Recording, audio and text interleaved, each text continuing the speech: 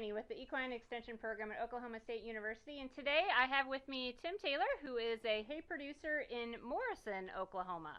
Yes. Tim, tell us a little bit about how many years you've been a hay producer and how many acres, things like that. I've been in the hay business basically all my life, and about the last 25 years I've been a producer, but I've grew up in the hay fields and all that kind of stuff. So kind of a family business then? Yes, family business. Gotcha. So how many acres do you hay? We do, last year we did around 4,000 acres. Wow. So, and that was some of our own and then some custom work as well. So, okay. And some of those fields we've done multiple times through the year. Okay. So what type of hay do you usually put up? We do a little bit of everything. We do some early hay, some wheat hay, early grasses, spring grasses, then we get into the Bermuda grass, the native grass, sometimes improved forages, hay grazers, sorghum Sudans, that type of stuff. Okay. So you put up kind of a mix then of what I would describe as both cattle and horse hay then? Yes. Okay. Yes. So do you go about it differently if you're putting up hay for your cattle producers versus horse owners?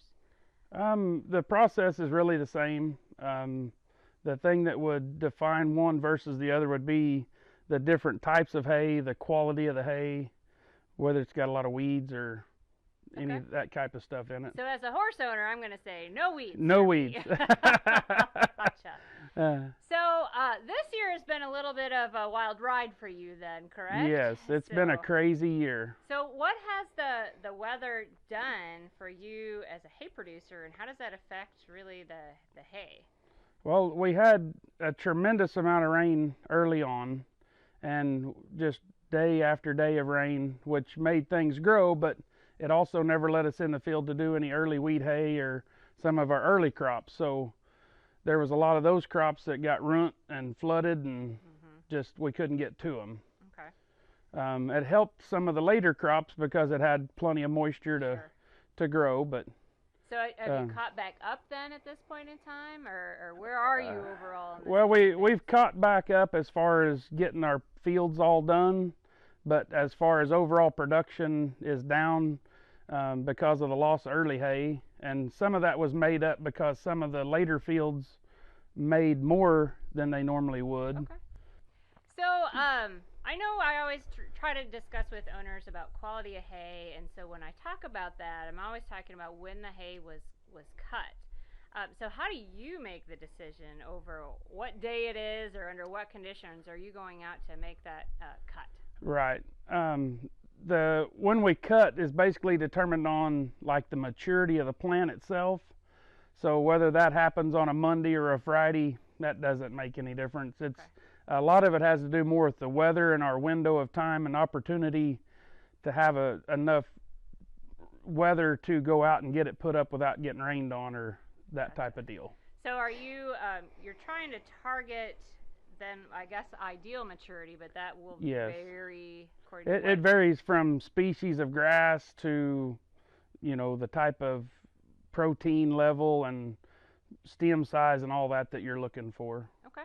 So let's say I'm a horse owner, like I am, and I come to you looking for hay. Which direction are you going to point me? Usually to something that's going to be finer stem, weed-free, high-quality type stuff. And it's not that your horse can eat cow hay. There's usually never anything in there that's going to hurt them. It's more of what you want them to have, but also what you're going to do with your horse and what you want your horse, the performance you want to get out of your horse. Okay. So working with somebody like you that's a little bit more knowledgeable about what a producer can be kind of helpful in that. Yes, absolutely. Do you have any final tips for horse owners when they're looking to buy their hay for the year?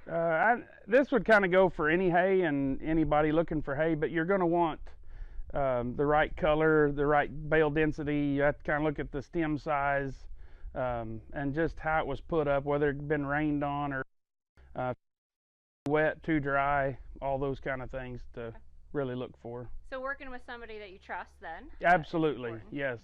It's very important to have a good relationship with your hay guy. Okay. So now this is really important. How do I maintain that good relationship with my hay guy? Well, obviously you want to trust him or Okay. her that they're going to give you the right product, and but then also with the weather and every cutting, every field is going to be a little bit different. Our windows of opportunity sometimes aren't there to get it put up just perfect. So you have to remember that it's not a factory product. It's not like a pack of cookies that every every good cookie is going to make it into the Right. package and all that kind of stuff. So you have to take the good with the bad, but overall trust your hay person that Okay. they're going to treat you right and tell you honestly what's in that product, to where there's anything that's bad or And try to be on time. exactly. Exactly. Well, all right, Tim. Thanks for visiting You with us bet. today. And do you need people to come buy hay from you, or are you Right at the moment we've got a good customer base, and we've got some contracts to cover, so Okay. it's going to be an interesting year. So Perfect.